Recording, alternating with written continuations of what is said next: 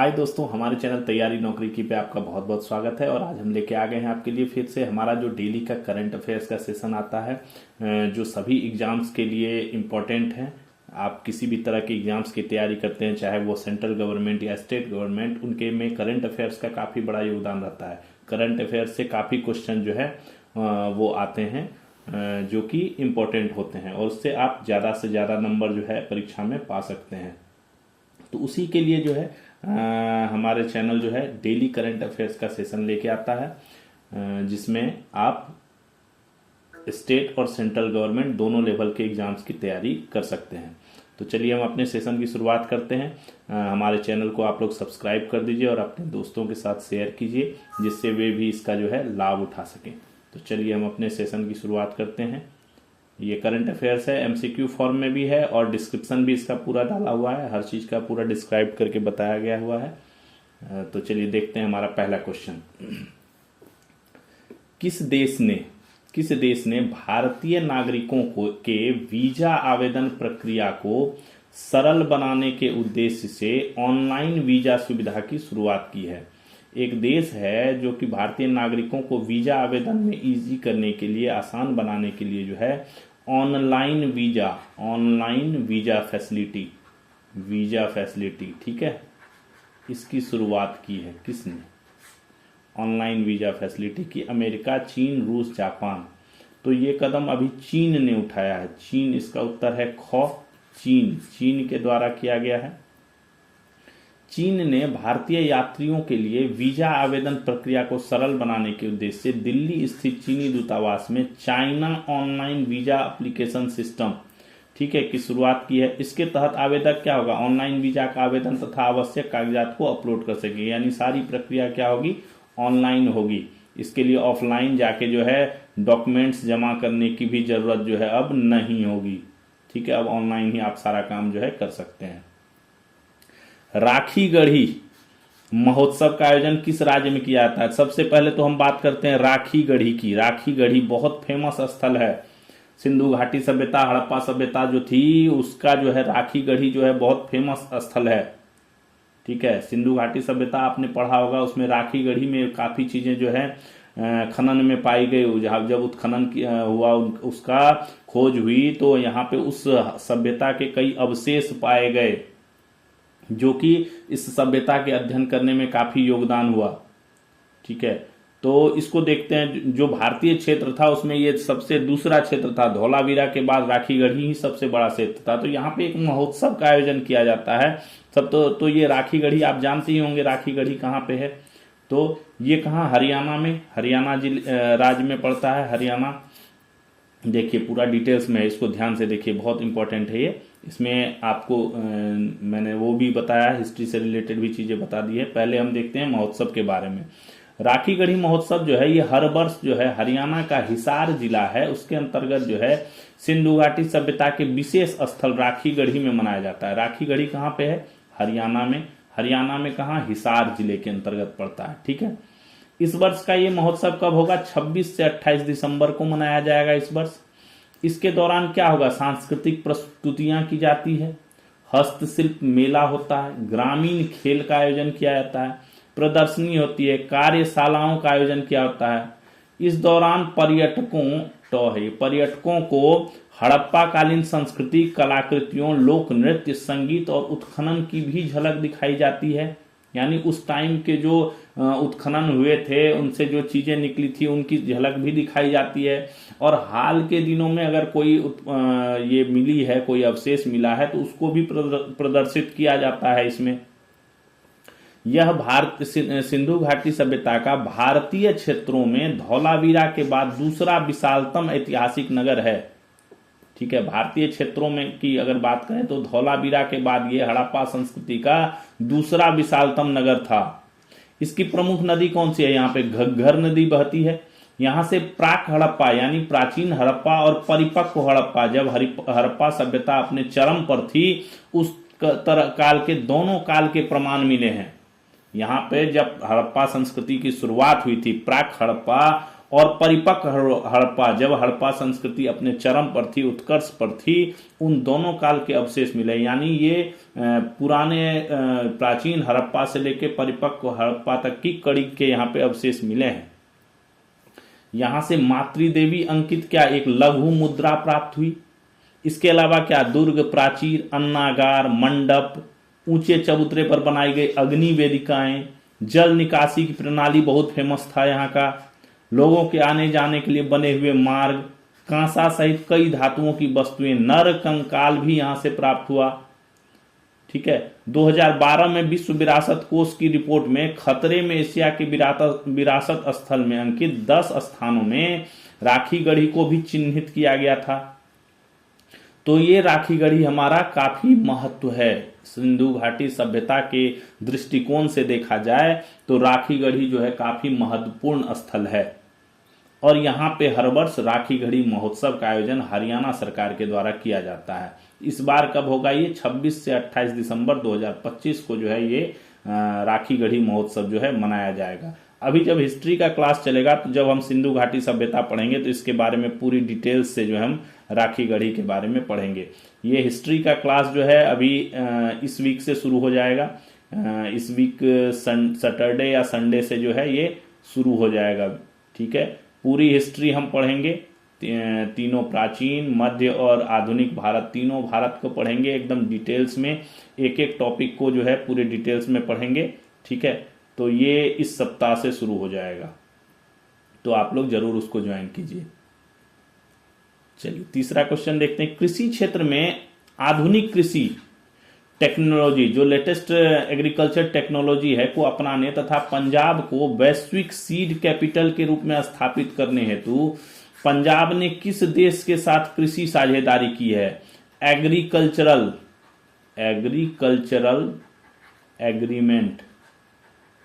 Agreement किया है। ठीक है, किसके साथ कृषि साझेदारी की है? कौन से देश के साथ किया है?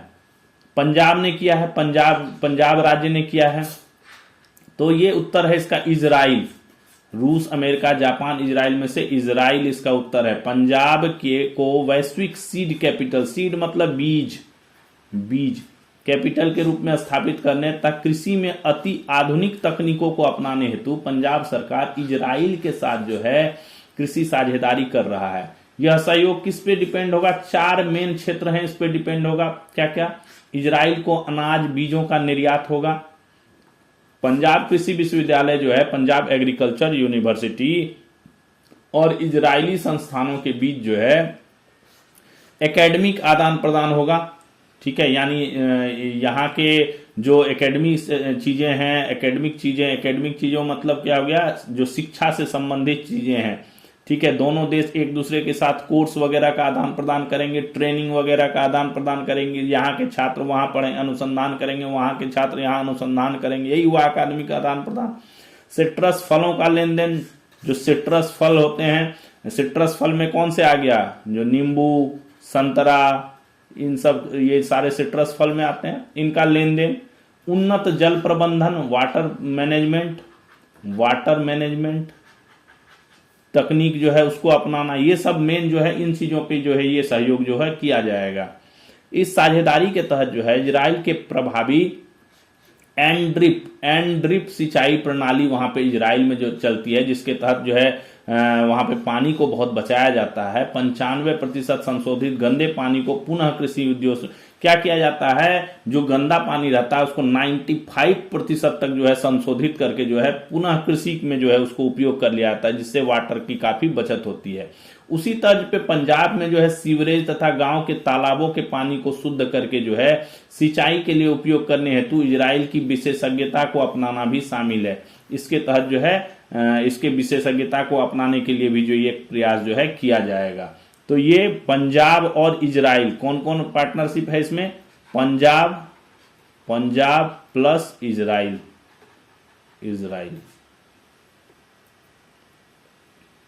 भारत ने इनमें से किस देश के साथ हाल ही में मुक्त व्यापार समझौता किया है? Free trade agreement, FTA, free trade agreement FTA किसके साथ किया है? चीन, न्यूजीलैंड, जापान, इजराइल तो काफी चर्चा में था। न्यूजीलैंड के साथ हुआ है, अभी हाल ही में हुआ है न्यूजीलैंड के साथ। भारत ने न्यूजीलैंड के साथ मुक्त व्यापार समझौते पर हस्ताक्षर किया है।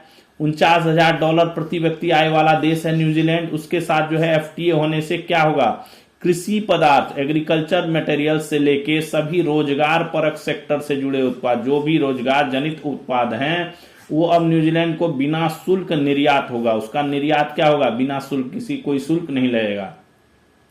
भारत ने सेब, कीवी, मधु के साथ न्यूजीलैंड के वाइन को शुल्क में राहत दी है। भारत की तरफ से क्या है, सेब, कीवी, मधु का और न्यूजीलैंड का वाइन जो है उसको राहत दिया गया है। भारत ने न्यूजीलैंड के डेयरी सेक्टर को रियायत नहीं दी है। एक डेयरी सेक्टर को जो है छूट नहीं दिया गया है, यानी ये उत्पाद सस्ते नहीं बिकेंगे। जबकि न्यूजीलैंड का डेयरी सेक्टर जो है, निर्यात, उनका जो निर्यात है उसका 30% और उनकी इकोनॉमी का 1/3 हिस्सा जो है ये डेयरी सेक्टर ही संभालता है। 140 देशों को न्यूजीलैंड जो है निर्यात करता है अपना डेयरी प्रोडक्ट, बट भारत ने जो है इस क्षेत्र में अभी कोई रियायत नहीं दी है। न्यूजीलैंड सेब, कीवी और डेयरी सेक्टर में भारतीय उत्पादकता को बढ़ाने में अपनी टेक्नोलॉजी से मदद करेगा। टेक्नोलॉजी का आदान प्रदान होगा।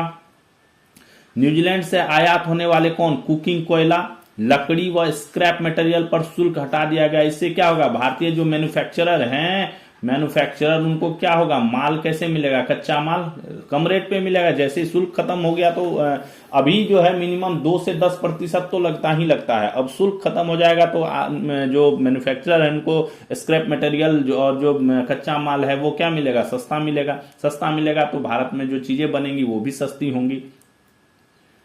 इस समझौते के तहत अगले 15 सालों में न्यूजीलैंड क्या करेगा, भारतीय मैन्युफैक्चरिंग में 1.8 लाख करोड़ रुपए का निवेश करेगा। 1.8 लाख करोड़ रुपए इन्वेस्ट करेगा। समझौते के तहत भारत का 100% तथा न्यूजीलैंड का 95% निर्यात शुल्क मुक्त हो जाएगा। वित्तीय वर्ष 24-25 में न्यूजीलैंड के साथ भारत का वास्तु कारोबार कितना था, $1.3 अरब रहा। भारतीय वस्तुओं पर अभी कितना, 2 से 10%, मैंने अभी बताया 2 से 10% शुल्क लगता है, जो क्या होगा, शून्य हो जाएगा। ठीक है। स्वास्थ्य, आईटी, पर्यटन समेत 118 प्रकार की सेवा निर्यात पर अब कोई शुल्क नहीं लगेगा। इन सब का जो सर्विस सेक्टर है उस पर कोई शुल्क जो है वो नहीं लगेगा। ठीक है। पहली बार इन सर्विस सेक्टर में न्यूजीलैंड सालाना 5,000 टेम्पररी एम्प्लॉयमेंट एंट्री वीजा जारी करेगा। और ये जो 118 सेक्टर्स हैं इनके लिए हर साल जो है 5,000 टेम्पररी एम्प्लॉयमेंट एंट्री वीजा जो है वो जारी करेगा, जो कितने 3 साल के लिए वैलिड होगा। हर साल 1,000 भारतीय युवा न्यूजीलैंड में 12 महीने रुककर काम कर सकेंगे। ठीक है। वीजा हॉलीडे के तहत ये जो है कार्रवाई होगी। न्यूजीलैंड में पढ़ने जो जाते हैं छात्र, उनको 3 साल तक वर्क वीजा भी प्रदान किया जाएगा, जिससे वो पढ़ाई के बाद वहां काम भी कर सकें, रोजगार भी कर सकें। और इनको सप्ताह में 20 घंटे काम करने की छूट भी दी जाएगी। पहले ये छूट 0 थी, कोई घंटे पढ़ाई के अलावा कोई काम करने की कोई छूट नहीं थी। अभी सप्ताह में 20 घंटे इनको काम करने की भी आजादी दे दी गई है। यह किसी भी देश के साथ भारत का सबसे तेज एफटीए है। 9 माह में ही हो गया, ये 9 महीने में ही ये एफटीए पूरा हो गया। फ्री ट्रेड एग्रीमेंट जो है ये पूरा कर लिया गया, मुक्त व्यापार समझौता। ठीक है। और इसको अगले 2 से 3 महीने में जो है अमल में लाने का प्रयास किया जा रहा है। ठीक है। राष्ट्रीय किसान दिवस बहुत इंपॉर्टेंट क्वेश्चन है, इसमें भी काफी लंबा टॉपिक है, देखिए इसको। राष्ट्रीय किसान दिवस, ठीक है, national farmers day, national farmers day. ठीक है। राष्ट्रीय किसान दिवस कब मनाया जाता है, 19, 20, 22, 23 कब मनाया जाता है, 23 दिसंबर राष्ट्रीय किसान दिवस बहुत फेमस है। कई बार एग्जाम्स में एसएससी में तो पूछते ही रहता है ये राष्ट्रीय किसान दिवस। प्रतिवर्ष 23 दिसंबर को पूरे भारत में क्या मनाया जाता है, राष्ट्रीय किसान दिवस मनाया जाता है। क्यों मनाया जाता है यह दिवस, भारत के जो 5वें प्रधानमंत्री और किसानों के अधिकारों और ग्रामीण विकास के आजीवन समर्थक कौन, भारत रत्न प्राप्त चौधरी चरण सिंह, 5वें प्रधानमंत्री थे चौधरी चरण सिंह। और इनके नाम एक और रिकॉर्ड है, ये संसद नहीं गए, संसद नहीं जाने वाले एकमात्र प्रधानमंत्री चौधरी चरण सिंह। ठीक है। 23 दिन का इनका कार्यकाल था पहला, उसमें ये एक भी दिन संसद जाने का इनको मौका नहीं मिला। ठीक है। तो भारत रत्न चौधरी चरण सिंह के जन्मदिन का प्रतीक है ये, ठीक है। बहुत किसानों के प्रति, ग्रामीण विकास के प्रति इनका जो कार्य था वो बहुत उच्च दर्जे का था। ये उन चीज़ों के प्रति ज़्यादा कार्य करते थे, प्रतिष्ठित थे। शुरू से ये इन चीज़ों के प्रति जो है अग्रसर रहे। स्वतंत्रता सेनानी होते हुए गांधी जी का साथ देने के बाद ये जो है जो ग्रामीण विकास के तरफ जो है ज़्यादा इनका रुझान था। उत्तर प्रदेश के जब ये मुख्यमंत्री थे उस टाइम भी इन्होंने ग्रामीण विकास और किसानों के लिए काफ़ी काम किए, काफ़ी विधेयक लाया इन्होंने, ठीक है। काफ़ी नियम बनाए, जमींदारी प्रथा को समाप्त किया इन्होंने, ठीक है। लेखापाल का पद सृजित किया उत्तर प्रदेश में। अभी उत्तर प्रदेश में आपको लेखापाल का वैकेंसी भी आ रखा है, मैं अभी अपडेट आपको बताऊंगा उसमें, जो हमारा वीकली जॉब अपडेट है उसमें आप जाके देखिएगा, उसमें बताऊंगा। अभी लेखापाल की वैकेंसी आ रखी है, लगभग 9,000 कुछ वैकेंसी है, 9,000 प्लस वैकेंसी है, ठीक है। लेखापाल की यूपी ने निकाला, यूपी एसएससी ने, ठीक है। तो ये था, ये सारी चीजें थी। भारत रत्न भी इनको प्रदान किया गया, ठीक है। तो चलिए और देखते हैं। इनका जन्म 23 दिसंबर 1902 को कहां पे, उत्तर प्रदेश का नूरपुर मेरठ में हुआ। राजनीति में आने से पहले क्या करते थे, वकालत करते थे। स्वतंत्रता संग्राम में काफी सक्रिय रहने के बाद उन्हें किसानों का नेता माना जाने लगा। उनके द्वारा तैयार किया गया जमींदारी उन्मूलन विधेयक राज्य के कल्याण के सिद्धांत पर आधारित था। 1952 में उत्तर प्रदेश में उन्हीं के कारण जमींदारी प्रथा का उन्मूलन हुआ और गरीबों को अधिकार मिला। उन्होंने लेखापाल के पद का सृजन भी किया। 3 अप्रैल 1967 को वो उत्तर प्रदेश के मुख्यमंत्री बने, ठीक है। केंद्र में गृह मंत्री रहे ये, काफी अच्छे अच्छे पदों पर केंद्र में गृह मंत्री रहते हुए उन्होंने क्या, मंडल और अल्पसंख्यक आयोग की स्थापना की।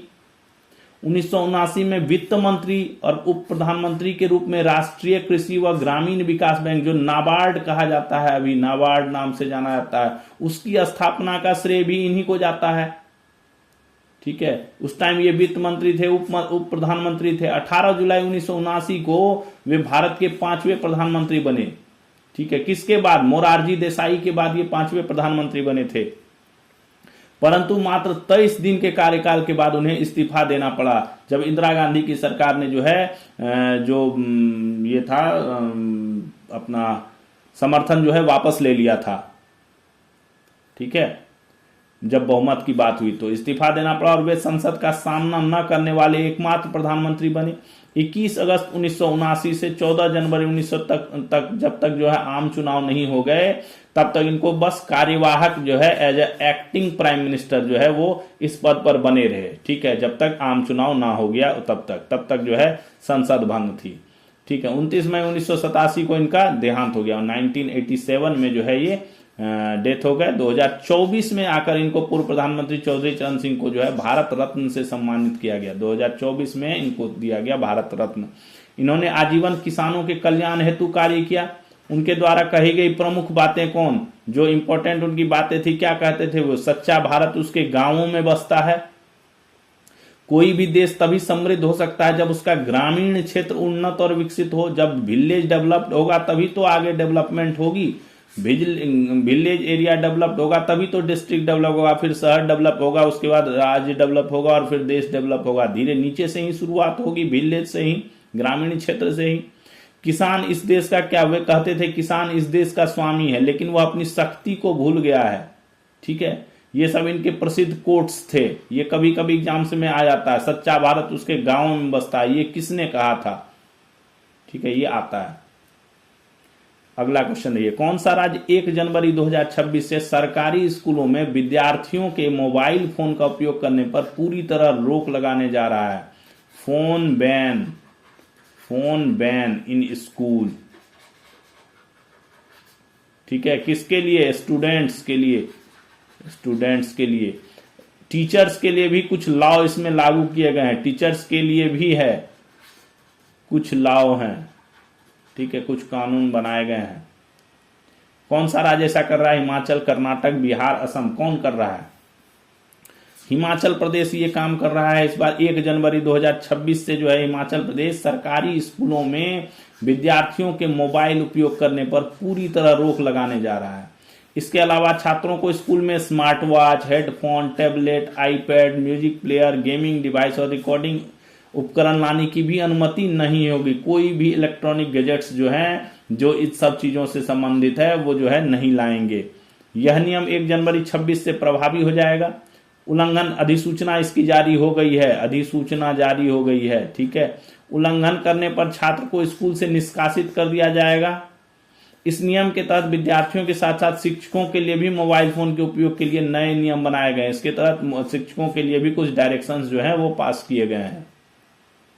कौन सा देश 15 साल बाद दुनिया का सबसे बड़ा न्यूक्लियर पावर प्लांट फिर से शुरू करने जा रहा है? न्यूक्लियर पावर प्लांट जो है इनका बंद हो गया था, उसको जो है फिर से शुरू करेगा, ठीक है। अमेरिका, रूस, जापान, चीन। कौन? तो जापान। उत्तर ग है इसका, जापान। जापान 15 साल बाद क्या है? दुनिया का सबसे बड़ा न्यूक्लियर पावर प्लांट फिर से शुरू करेगा। यह प्लांट कहां पे है? काशिवाजाकी और कारीवा न्यूक्लियर पावर स्टेशन है जो नीगाता क्षेत्र में है। नीगाता क्षेत्र जो है जापान का, वहां पे है। यह संयंत्र कब बंद हो गया था? 2011 में जो यहां भूकंप सुनामी आई थी उसके बाद ये जो है क्लोज हो गया था। विश्व में सोना उत्पादन, सोना गोल्ड प्रोडक्शन, कौन सा देश प्रथम स्थान पे है? 1 नंबर पे कौन सा देश है? चीन, रूस, ऑस्ट्रेलिया, कनाडा। कौन सा देश प्रथम स्थान पे? चीन। चीन इज ऑन टॉप, ठीक है। विश्व के कुल सोना उत्पादन में चीन की हिस्सेदारी कितनी है? 10%। और यह विश्व का सबसे बड़ा सोना उत्पादक देश है। इसके बाद कौन आता है? रूस, ऑस्ट्रेलिया, कनाडा और अमेरिका। ये टॉप 5 कंट्रीज हैं जो गोल्ड प्रोडक्शन में जो है टॉप पे हैं, शीर्ष पे हैं। कौन कौन हो गया? चीन हो गया 1 नंबर पे, दूसरा रूस हो गया, उसके बाद ऑस्ट्रेलिया हो गया, फिर कनाडा हो गया और फिर अमेरिका हो गया। भारत का वार्षिक सोना उत्पादन कितना है? 1% से भी कम है। शीर्ष 10 सोना उत्पादक देश मिलकर पूरे विश्व के जो खनन होता है उसका 60% से अधिक योगदान देते हैं, सिर्फ टॉप 10 कंट्रीज जो है। हाल ही में चीन ने समुद्र, अभी ये क्यों चर्चा में आया चीन? तो चीन ने जो है समुद्र के नीचे अपना पहला सोने का भंडार खोजा है। समुद्र के नीचे, अंडर वाटर, अंडर सी जो है ये ऐसा सोने का भंडार इसने खोजा है। यह एशिया का सबसे बड़ा अंडर सी गोल्ड डिपॉजिट है। यह खोज कहां पे हुई है? सांडोंग प्रांत के यांताई शहर के लाइझोट तट के पास जो है ये हुआ है खोज, ठीक है। एशिया का सबसे बड़ा अंडर सी गोल्ड डिपॉजिट मिला है इसको। विंटर सॉलिड्स, शीत अयनांत के संबंध में इनमें से कौन सा कथन सत्य है? नाम सुने होंगे आप लोग, विंटर सॉलिड्स, समर सॉलिड्स होते हैं, शीत अयनांत। अभी तो विंटर वाले की बात हो रही है, इस संबंध में इनमें से कथन देखिए कौन कौन सा सही। उत्तरी गोलार्ध में साल का सबसे बड़ा दिन और छोटी रात होती है। बड़ा दिन, दिन बड़ा, रात छोटी, कहां पे? उत्तरी गोलार्ध में, ठीक है। दूसरा है उत्तरी गोलार्ध में साल का सबसे छोटा दिन और सबसे लंबी रात होती है, ठीक है, यानी दिन छोटा रात बड़ी। उत्तरी गोलार्ध में दिन और रात बराबर होते हैं। और दक्षिणी गोलार्ध में साल का सबसे छोटा दिन और सबसे लंबी रात होती है, यानी दक्षिणी गोलार्ध में दिन छोटा और रात लंबी। कौन सा होता है? तो उत्तर इसका ख है। ख आप जान ही गए होंगे। विंटर सॉलिड शीत अयनांत जो होता है 21 दिसंबर या 22 दिसंबर जो कह लीजिए, दोनों में से दोनों माना जाता है, ठीक है। तो इसका उत्तर हो गया ख। उत्तरी गोलार्ध में साल का सबसे छोटा दिन और सबसे लंबी रात होती है। विंटर सॉलिड्स उत्तरी गोलार्ध में साल का सबसे छोटा दिन और सबसे लंबी रात होती है। यह 21-22 दिसंबर को पड़ता है। 21 भी कहीं कहीं 21 दिसंबर भी आता है, कहीं कहीं 22 दिसंबर भी रहता है, तो कंफ्यूज नहीं हो गया। मैक्सिमम 22 दिसंबर ही माना जाता है, 21 दिसंबर भी कहीं कहीं लिखा रहता है। तो इस दिन जो है यहाँ पे क्या होता है? सबसे छोटा दिन होता है और रात क्या होती है? सबसे लंबी होती है, ठीक है। इसके बाद से ही क्या होता है? क्रिसमस आ जाता है ना 25 दिसंबर से, उसके बाद बड़ा दिन शुरू हो जाता है। तो ये सबसे छोटा दिन होगा, इसके बाद दिन का जो है बढ़ना शुरू हो जाएगा। कारण क्या है? यह पृथ्वी के अपने अक्ष पर लगभग 23.5 डिग्री झुका हुआ है। अपने अक्ष पर 23.5 डिग्री झुका हुआ है ना, अपने अक्ष पे पृथ्वी, ठीक है। ये जो अगर अक्ष है तो ये ऐसे है, ये झुका हुआ है।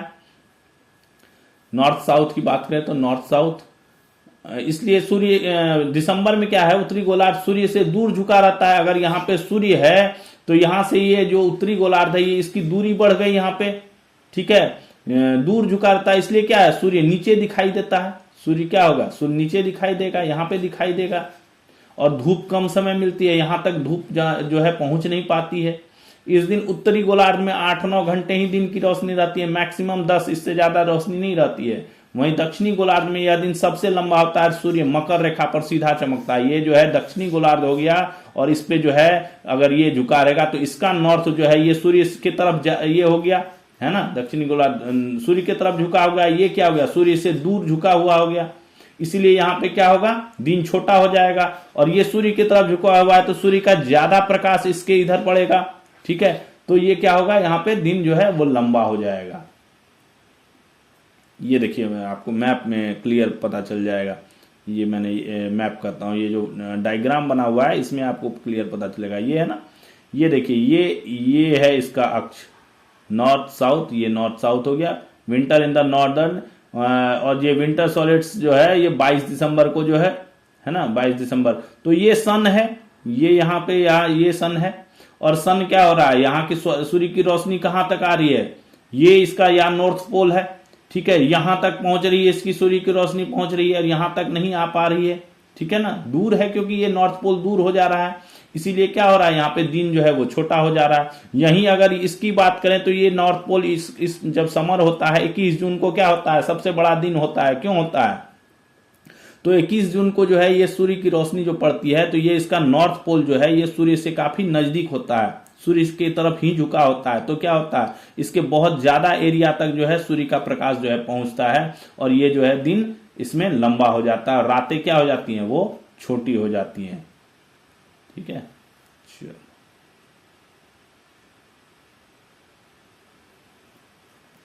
भारत ने किस देश के साथ अपनी विकास साझेदारी को और मजबूत करते हुए 3 क्विक इम्पैक्ट प्रोजेक्ट QIP सफलतापूर्वक सौंपे हैं, ठीक है। Quick impact project, 3 quick impact project जो है वो इनको सौंप दिया गया है। कौन से देश के साथ, अमेरिका, श्रीलंका, म्यांमार, ईरान, ठीक है, किसको दिया है, तो इसका उत्तर है म्यांमार। म्यांमार के साथ भारत के संबंध बहुत अच्छे हैं। भारत ने म्यांमार के साथ अपनी विकास साझेदारी को और मजबूत करते हुए अमरापुर के मांडले क्षेत्र में 3 क्विक इम्पैक्ट प्रोजेक्ट्स को जो है इनको सफलतापूर्वक सौंप दिया है। पहला क्या है, तीनों प्रोजेक्ट्स हम देख लेते हैं।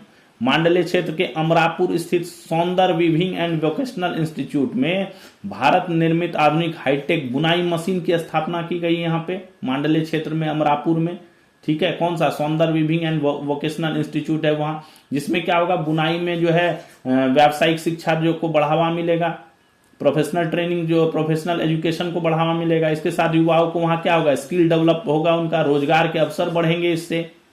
दूसरा क्या हुआ है, यहाँ जो है महिला शिक्षा को बढ़ावा देने के लिए, यहीं पे मंडाले में ही महिला शिक्षा को बढ़ावा देने के लिए गर्ल्स ट्रेनिंग स्कूल के लिए एक नई इमारत का निर्माण किया गया है। गर्ल्स ट्रेनिंग स्कूल के लिए नई इमारत बनाई गई है, ठीक है ना। उसके बाद ग्रामीण विद्युतीकरण, तीसरा है ग्रामीण विद्युतीकरण और स्वच्छ ऊर्जा विकास एवं पर्यावरण संरक्षण के उद्देश्य से क्या, कृषि अपशिष्ट से ऊर्जा उत्पादन हेतु नए अनुसंधान किए गए हैं, ठीक है। कृषि अपशिष्ट से, अपने यहां भी चल रहा है ना, कृषि अपशिष्ट से जो है ऊर्जा उत्पादन, तो वही यहां पे भी किया जा रहा है। इससे क्या होगा, ग्रामीण विद्युतीकरण इनका बढ़ेगा, ऊर्जा विकास होगा। क्विक इम्पैक्ट प्रोजेक्ट क्या होता है, भारत द्वारा साझेदार देशों में लागू की जाने वाली छोटी लेकिन प्रभावी विकास योजना है। तो ये बड़ी छोटी छोटी चीजें है ना, मान लीजिए एक मशीन लगा दिया गया, यहाँ पे एक इमारत बना दी गई और यहाँ पे अपशिष्ट पदार्थों से ऊर्जा उत्पादन के जो है टेक्निक्स बताए गए हैं। तो ये है तो बड़ी छोटी, लेकिन क्या है, इम्पैक्ट इनका बहुत ज्यादा है, इसीलिए क्विक इम्पैक्ट, ठीक है, इम्पैक्ट प्रोजेक्ट है ये, मतलब प्रभाव डालने वाला प्रोजेक्ट है। यानी वहां के आजीविका पे, रोजगार पे, कौशल विकास पे, युवाओं को बढ़ावा देने पे, स्त्रियों को बढ़ावा देने के पे, लड़कियों को बढ़ावा देने पे, स्वच्छ ऊर्जा, पर्यावरण संरक्षण, इन सब विषयों को जो है कवर करने, और ये सब चीजें क्या है, किसी भी देश के विकास के लिए काफी इंपॉर्टेंट चीजें हैं, है ना। इन सब चीजों से ही देश आगे बढ़ता है, तो इन सब चीजों से ज्यादा इंपैक्ट पड़ता है, इसीलिए इसको ये क्विक इम्पैक्ट परियोजनाएं हैं, ठीक है। म्यांमार में भारत क्विक इम्पैक्ट प्रोजेक्ट किसके तहत, कौन से ढांचे से कर रहा है, मेकांग गंगा सहयोग ढांचे के तहत जो है ये प्रोजेक्ट जो है चलता है। रक्षा आधुनिकीकरण को बढ़ावा देने तथा एआई आधारित सॉफ्टवेयर संचालित रक्षा समाधानों हेतु भारतीय सेना ने किस संस्था के साथ समझौता ज्ञापन पर हस्ताक्षर किया है? आईआईटी मुंबई, एनएसटीयू। ये एनएसटीयू का मतलब क्या है? एनएसटीयू नेताजी सुभाष टेक्निकल यूनिवर्सिटी, ठीक है। एम्स न्यू दिल्ली गति शक्ति विश्वविद्यालय, किसके साथ किया है? उत्तर है ख, एनएसटीयू नेताजी सुभाष टेक्निकल यूनिवर्सिटी। भारतीय सेना ने 22 दिसंबर को नेताजी सुभाष प्रौद्योगिकी विश्वविद्यालय के साथ एक समझौता ज्ञापन पर हस्ताक्षर किया। इसके तहत क्या है, इस संस्था के छात्र एवं संकाय जो फैकल्टी है वो क्या करेगी, भारतीय सेना की वास्तविक परियोजनाओं पर काम करेगी। ये जो एक्चुअल परियोजनाएं चलती हैं भारतीय सेना की, उन पर जो है काम करेगी। ये क्या होगा, एआई आधारित और सॉफ्टवेयर संचालित रक्षा समाधानों पर केंद्रित होगा। अगर कोई डिफेंस डिफिकल्टीज को डील करने के लिए किसका, एआई आधारित और सॉफ्टवेयर संचालित चीजों को उपयोग किया जाएगा। विश्वविद्यालय कौशल उन्नयन, जो स्किल बढ़ाने के लिए जो है फैकल्टी विकास कार्यक्रम प्रदान करेगी, यानी संकाय विकास कार्यक्रम, फैकल्टी डेवलपमेंट प्रोग्राम जो है वो आयोजित करेगी। और सेना कर्मियों के लिए विशेष रूप से तैयार किए गए ट्रेनिंग सेशंस का भी आयोजन करेगी ये, ठीक है। तो सेना को मदद करने के लिए, सेना को हेल्प करने के लिए जो है नेताजी सुभाष प्रौद्योगिकी विश्वविद्यालय ने जो है समझौता ज्ञापन किया है। अब चलिए topic, south Asian handball federation के महासचिव एवं हैंडबॉल एसोसिएशन इंडिया कार्यकारी निदेशक कौन? डॉक्टर आनंदेश्वर पांडे को एशियन हैंडबॉल फेडरेशन का काउंसिल मेंबर चुना गया है। एशियन हैंडबॉल फेडरेशन, ठीक है, AHF, एशियन हैंडबॉल फेडरेशन का काउंसिल मेंबर चुना गया है। एशियन हैंडबॉल फेडरेशन में पद्मश्री डॉक्टर आरएल आनंद के बाद डॉक्टर आनंदेश्वर दूसरे भारतीय हैं जिन्हें यह जिम्मेदारी मिली है। उस काउंसिल में जो है मेंबर के रूप में पहले डॉक्टर आरएल आनंद थे, उसके बाद यही भारतीय जिनको दूसरे भारतीय हैं जिनको ये जगह मिला है। इस काउंसिल में भारत के अलावा कौन कौन देश के सदस्य शामिल हैं? यूएई, यूनाइटेड अरब अमीरात, इराक, कोरिया और ओमान के सदस्य जो है इसमें शामिल हैं। भोपाल में आयोजित 68वीं राष्ट्रीय नेशनल बाजी चैंपियनशिप, ठीक है, निशानेबाजी चैंपियनशिप, जो शूटिंग चैंपियनशिप हुई थी, नेशनल शूटिंग चैंपियनशिप, उसमें भारतीय नौसेना के किरण अंकुश यादव ने पुरुषों की 10 मीटर एयर राइफल स्पर्धा में ओलंपियन अर्जुन बबूटा को हराकर स्वर्ण पदक गोल्ड जीत लिया। वहीं पुरुषों की 10 मीटर एयर राइफल जूनियर स्पर्धा में जो है गुजरात के मुर्तजा बानिया ने जो है वो स्वर्ण पदक जीता। 21 दिसंबर को जारी किए गए पुरुष फुटबॉल फीफा रैंकिंग में स्पेन शीर्ष पर है। 21 दिसंबर को फीफा रैंकिंग जारी हुई और ये अनुमान लगाया जा रहा है कि स्पेन ही जो है इस वर्ष शीर्ष पर रह के जो है समापन करेगा, क्योंकि साल भी समापन की ओर जा रहा है और जो रैंकिंग अभी 21 दिसंबर को जारी होगी उसमें ये स्पेन टॉप पे है। तो ये, और पिछले जो 19 नवंबर को रैंकिंग जारी हुई थी उसके अनुसार भी जो है कोई खास चेंजेस जो है इसमें हुआ नहीं है। तो अभी अनुमान लगाया जा रहा है कि स्पेन ही इस साल जो है टॉप के साथ अपना साल खत्म करेगी। उसके बाद लिस्ट में अर्जेंटीना है, फ्रांस, इंग्लैंड, ब्राजील, बेल्जियम, ये सब है। उसके बाद अमेरिकी राष्ट्रपति ने लुइसियाना के गवर्नर कौन, जेफ लैंड्री को जो है ग्रीनलैंड में अपना विशेष दूत नियुक्त किया है। अमेरिका के राष्ट्रपति डोनाल्ड ट्रंप जो है कुछ ना कुछ करते रहते हैं, तो इन्होंने लुइसियाना के गवर्नर हैं जेफ लैंड्री को, इनको ग्रीनलैंड में अपना विशेष दूत नियुक्त किया गया है। हालांकि ग्रीनलैंड ने जो है और डेनमार्क ने जो है काफी इस पे जो है नाराजगी जताई है। ग्रीनलैंड और डेनमार्क प्लस डेनमार्क ने, दोनों ने इस पे जो है काफी आपत्ति जताई। यूरोपीय संघ ने भी इस पे आपत्ति जताई है, यूरोपीय संघ ने भी आपत्ति जताई है। एरोस्पेस स्टार्टअप कौन, सरला एविएशन, पहले भी ये चर्चा में था। ये क्या बना रही है, एयर टैक्सी बना रही है।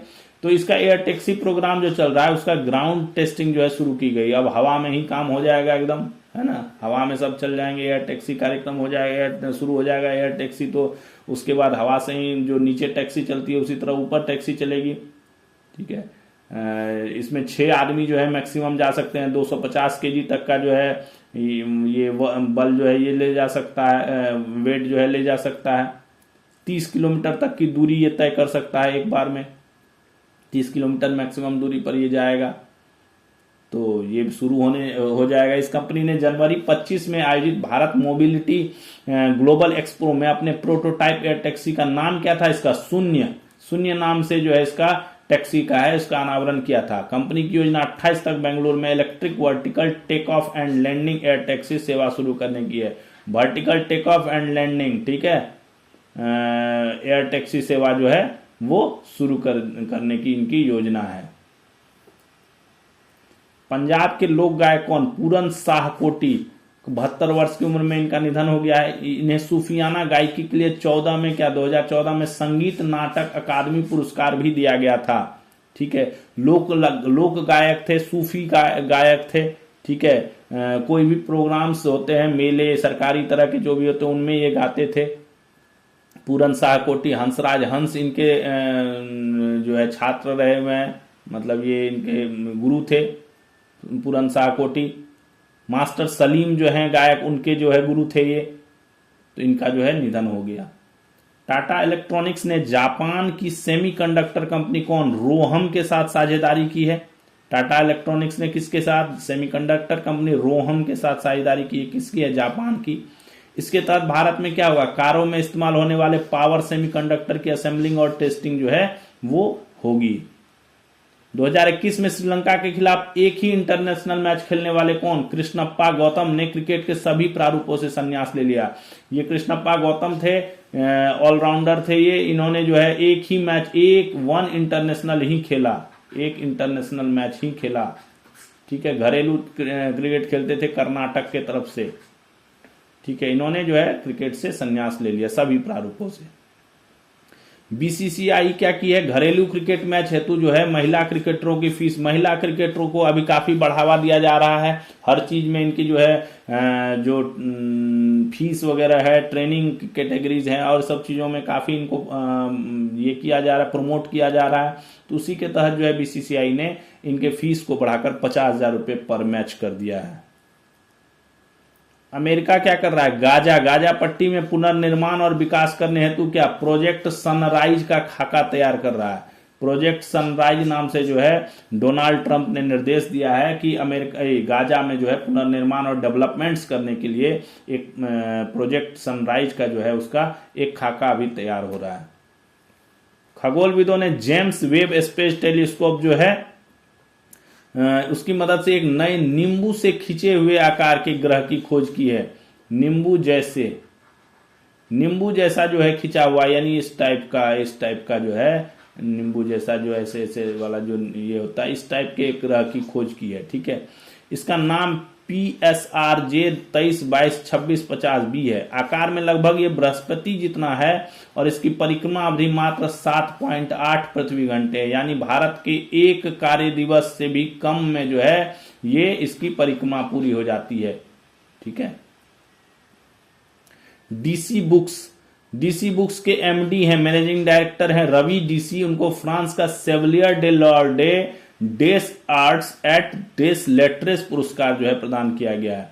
यह पुरस्कार दिया किस लिए जाता है? ये क्वेश्चन आ जाता है, कभी कभी ये क्वेश्चन आता है कि फ्रांस का Chevalier de l'Ordre des Arts et des Lettres पुरस्कार किस श्रेणी में दिया जाता है, या किस लिए दिया जाता है, या व्यक्ति द्वारा किस में योगदान के लिए दिया जाता है। तो बेसिकली कला साहित्य संस्कृति से जुड़ा हुआ ये पुरस्कार है। कला साहित्य एवं सांस्कृतिक आदान प्रदान में योगदान के लिए प्रदान किया गया इनको। डीसी बुक्स क्या करती है? फ्रेंच के जितने साहित्य होते हैं उनका मलयालम में अनुवाद करती है ये डीसी बुक्स। ठीक है, डीसी बुक्स क्या करती है? मलयालम में अनुवाद कर देती है। और इस प्रतिष्ठित नागरिक सम्मान की स्थापना कब? 1957 में हुई थी इसकी स्थापना। ओमान ने अपना क्या है? ओमान अभी काफी चर्चे में, अपना पहला पॉलीमर नोट जारी किया गया है। क्या करता था ये? पहले ना इसकी मुद्राएं जो होती थी वो कागजी मुद्रा होती थी। किसकी? कपास की बनी होती थी इसकी मुद्राएं। ठीक है, कपास आधारित कागज पर छापे जाते थे, जो क्या होता था जल्दी खराब हो जाते थे। ये पॉलीमर नोट जो है, पॉलीमर से जो बने हुए नोट हैं, ये क्या है? टिकाऊ हैं, जल्दी खराब नहीं होने वाले हैं, काफी लंबे समय तक टिकाऊ हैं ये। ओमान के केंद्रीय बैंक ने ये 1 रियाल का जो इसका वैल्यूएशन है वो 1 रियाल का नोट है। यह 11 जनवरी 26 से ये प्रचलन में वहां पे हो जाएगा।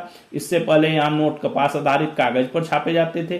पॉलीमर के नोट कागजी मुद्रा की तुलना में टिकाऊ और सुरक्षित होते हैं। सेफ्टी का इसमें बहुत ध्यान रखा गया है। Safety measures, security measures, measures का ध्यान रखा गया है। टिकाऊ है, ये टिकाऊ है। ठीक है ना। इस नोट पर ओमान बॉटनिक गार्डन, सैयद बिन तारिक बिन तैमूर सांस्कृतिक परिसर, दुक्म बंदरगाह और रिफाइनरी को जो है वो दर्शाया गया है इस पे। तो एक तरह से संस्कृति को भी दर्शाया गया है नोट पे, संस्कृति को दर्शाया गया है। Health impact institute, health impact institute health effects, हाँ, हेल्थ इफेक्ट्स इंस्टीट्यूट द्वारा किए गए एक अध्ययन के मुताबिक भारत के सबसे अधिक प्रदूषित 20 वायु गुणवत्ता निगरानी केंद्र दिल्ली और राष्ट्रीय राजधानी क्षेत्र में है। HEI के जो एक अध्ययन किया गया है, इसके अनुसार जो है 2024 के आंकड़े निकाले गए हैं। तो 2024 में जो है दिल्ली के 20 जगह जो है, Delhi plus NCR, Delhi plus NCR सबसे प्रदूषित जगहों में से गिना गया इनको। ठीक है। दिल्ली का जहांगीरपुरी सबसे प्रदूषित स्टेशन था। ठीक है। 20 में 19 दिल्ली में है और 1 है NCR में। भारतीय शहरों में प्रदूषण को कम करने के लिए पर्यावरण, वन और जलवायु परिवर्तन मंत्रालय द्वारा 2019 में राष्ट्रीय स्वच्छ वायु कार्यक्रम की शुरुआत की गई थी। राष्ट्रीय स्वच्छ वायु कार्यक्रम की शुरुआत 2019 में हुई थी। उसके बाद के 19 से 24 तक के आंकड़ों को इकट्ठा करके जो है ये अध्ययन जो है किया गया है। ठीक है। नवंबर 2025 में 8 प्रमुख उद्योग, कौन कौन? कोयला, ये बहुत इंपॉर्टेंट उद्योग हैं, वैसे उद्योग हैं जो हमारी अर्थव्यवस्था पर सबसे ज्यादा इफेक्ट डालते हैं। कोयला, कच्चा तेल, प्राकृतिक गैस, रिफाइनरी उत्पाद, उर्वरक, इस्पात, सीमेंट और बिजली। 1 2 3 4 5 6 7 8। कोयला, कच्चा तेल, प्राकृतिक गैस, रिफाइनरी उत्पाद, उर्वरक, इस्पात, सीमेंट, बिजली। इसमें 1.8% की वृद्धि दर्ज की गई है नवंबर में। सीमेंट सबसे ज्यादा 14.5% और स्टील 6.1% में विकास में अग्रणी भूमिका निभाई है। इसका कारोबार सबसे ज्यादा हुआ। कच्चे तेल और प्राकृतिक गैस के उत्पादन में जो है ये गिरावट आई। ठीक है। ये 8 प्रमुख उद्योग मिलकर औद्योगिक उत्पादन सूचकांक के भार का 40% से अधिक हिस्सा बनाते हैं, सिर्फ ये 8 उद्योग। ठीक है। राष्ट्रपति भवन के गणतंत्र मंडप में राष्ट्रीय विज्ञान पुरस्कार 25 प्रदान किया गया। राष्ट्रीय विज्ञान पुरस्कार 25 की घोषणा कर दी गई। इसका मैं अलग से भी आपको डिटेल्स बना के जो है उस पर डाल दूंगा यूट्यूब पे, एक छोटा सा 2 4 3 4 5 मिनट का वीडियो बना के कि किसको क्या पुरस्कार मिला। टोटल 24 लोगों को पुरस्कार प्रदान किया गया है 4 कैटेगरीज में। ठीक है। इसमें ये पुरस्कार का दूसरा ही संस्करण है। पहला संस्करण दूसरा संस्करण ही है। इसमें क्या पुरस्कार दिया गया? विज्ञान रत्न, विज्ञान श्री, विज्ञान युवा और विज्ञान टीम श्रेणी में जो है 24 प्रतिष्ठित वैज्ञानिकों को पुरस्कार दिया गया। 4 श्रेणी 24 आदमियों को पुरस्कार दिया गया, जो भी वैज्ञानिकों, साइंटिस्टों को। सबसे उच्च पुरस्कार जो विज्ञान रत्न है वो मिला है स्वर्गीय प्रोफेसर जयंत विष्णु नार्लिकर, जो एक क्या थे? प्रसिद्ध भारतीय खगोल भौतिकी विशेषज्ञ थे। इनको मरणोपरांत जो है विज्ञान रत्न पुरस्कार, जो सबसे प्रतिष्ठित पुरस्कार है, उससे जो है इनको सम्मानित किया गया है। सर्वोच्च न्यायालय में कार्यरत अधिवक्ता कौन? शुभम अवस्थी। शुभम अवस्थी को नई दिल्ली में आयोजित BW लीगल वर्ल्ड अवार्ड्स में 40 अंडर 40 लॉयर अवार्ड 25 प्रदान किया गया। 40 अंडर 40 लॉयर अवार्ड प्रदान किया। ये 40 साल से कम उम्र के अधिवक्ताओं को दिया जाता है, वकीलों को दिया जाता है, एडवोकेट जो होते हैं उनको दिया जाता है। यह पुरस्कार उन्हें किस लिए दिया गया? कानून उत्कृष्टता, जनहित संबंधी याचिकाओं का सबसे ज्यादा उपयोग करने और मानवीय प्रयासों के लिए जो है इन्होंने काफी जो है प्रयास जो किए हैं, उसके लिए ये दिया गया है। पुरस्कार भारतीय विधि क्षेत्र का, लॉ एरिया का जो है, कानून क्षेत्र का जो है सबसे प्रतिष्ठित पुरस्कार जो है, अत्यंत प्रतिष्ठित पुरस्कार जो है ये माना जाता है। क्या? ठीक है। 40 under 40 lawyer award 2025, Shubham Awasthi, याद रखिएगा। राजस्थान विधानसभा के अध्यक्ष कौन? श्री वासुदेव देवनानी ने एक पुस्तक लिखी है, किस पे? अटल जी पे, पूर्व प्रधानमंत्री अटल बिहारी वाजपेयी पे, सनातन संस्कृति की अटल दृष्टि, सनातन संस्कृति की अटल दृष्टि।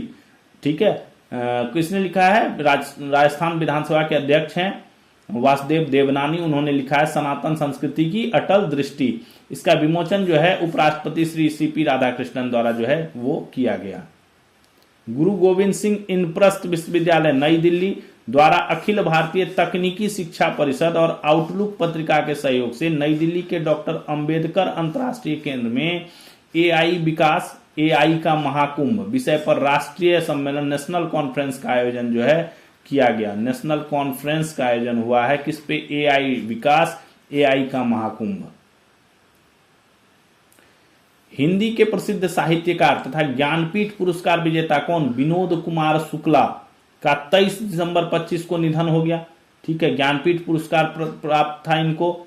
इनकी एक पुस्तक को साहित्य अकादमी पुरस्कार भी प्राप्त हुआ था। छत्तीसगढ़ के राजनांदगांव के रहने वाले थे। पहला कविता संग्रह इनका 1971 में आया था, लगभग जय हिंद नाम से। क्या नाम है? लगभग जय हिंद नाम से प्रकाशित हुआ था। इन्हें 2024 में 59वां ज्ञानपीठ पुरस्कार प्रदान किया गया और 2024 में पिछले साल ही मिला है 59वां। उन्होंने 1979 में नौकर की कमीज नाम से उपन्यास लिखा था। इनका एक उपन्यास बहुत फेमस हुआ था, नौकर की कमीज, जिस पर जो है मणिकौल नामक जो है फिल्मकार ने जो है इस पर फिल्म भी बनाई थी। इनकी उपन्यास इनको साहित्य अकादमी किस उपन्यास के लिए दिया गया था? इनके उपन्यास दीवार में एक खिड़की रहती थी को साहित्य अकादमी पुरस्कार दिया गया। ठीक है, किताबों को जैसे दीवार में एक खिड़की रहती थी, दीवार में एक खिड़की रहती थी, उपन्यास का नाम है, उसी को जो है साहित्य अकादमी पुरस्कार भी दिया गया था। तो इनका जो है निधन हो गया है। तो ये था दोस्तों हमारा आज का सेशन। आपको आज का सेशन कैसा लगा जरूर कमेंट करें।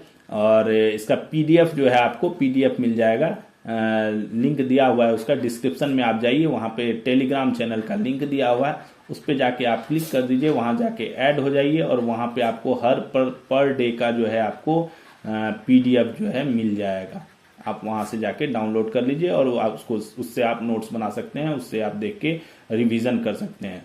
आप डेली जो सेशन देखते हैं उससे भी आप नोट्स बनाइए, ये आपको काफ़ी हेल्प करेगा। फिर हमारा ये डेली का सेशन आता है, हम कल फिर इसी तरह सेशन लेके आएंगे और आप अपनी तैयारी को जारी रखिए जोर शोर से। अपना जो भी एग्जाम्स की आप तैयारी कर रहे हैं, काफ़ी वैकेंसियां भी निकली हैं, जो जॉब अपडेट हमारे वेबसाइट पे डाला हुआ है उसमें हर वैकेंसी का डिटेल्स डाला हुआ है, आप उसको जाके भी देखिए, उससे आपको पता चल जाएगी कौन सी वैकेंसीज आ रखी हैं और उसकी लास्ट डेट वगैरह क्या है, वो आप जाके इमीडिएटली भर दीजिए।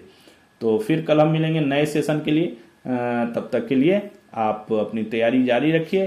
थैंक्स फॉर वॉचिंग तैयारी नौकरी की। फिर मिलते हैं। जय हिंद।